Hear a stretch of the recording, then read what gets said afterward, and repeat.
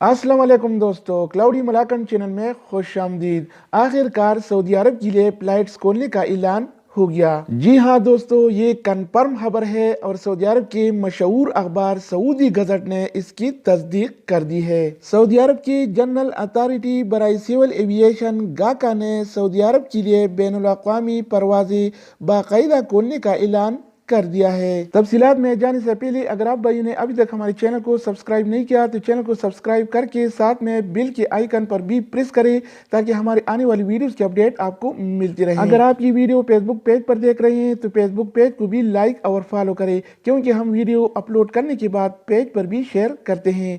تو اب یہ ویڈیو کا آغاز کرتے ہیں۔ سعودی عرب کی جنرل اتھارٹی برائے سول ایویشن گاکا نے سعودی عرب سے بین الاقوامی پروازیں 17 مئی 2021 سے کھولنے کا اعلان کر دیا ہے۔ عرب نیوز کے مطابق گاکا نے مقامی ایئرپورٹس کو بین الاقوامی پروازیں 31 مارچ کی بجائے 17 مئی سے بحال کرنے کا سرکولر جاری کر دیا ہے، جبکہ جن ممالک میں کورونا وائرس کی صورتحال خراب ہے ان پر سفری پابندیاں برقرار رکھی جا سکتی ہیں۔ پاکستان کے انٹرنیشنل ایئر لائن نے گاکا کی جانب سے موصول ہونے والے سرکولر کی تصدیق کر دی ہے۔ ترجمان PIA نے بھی بتایا ہے کہ گاکا نے سعودی عرب سے بین الاقوامی پروازیں آپریٹ کرنے والی ایئر لائنز کو پروازوں کی بندش کے حوالے سے آگاہ کر دیا ہے، جس میں بتایا گیا ہے کہ بین الاقوامی پروازوں میں پابندی میں 17 مئی کی رات 1 بجے تک توسیع کی گئی ہے۔ اس کے علاوہ PIA کی سعودی عرب کے لیے کارگو سروس بھی بدستور بحال ہے۔ سعودی حکام کی جانب جزوی طور پر پابندیوں کے اعلان کے بعد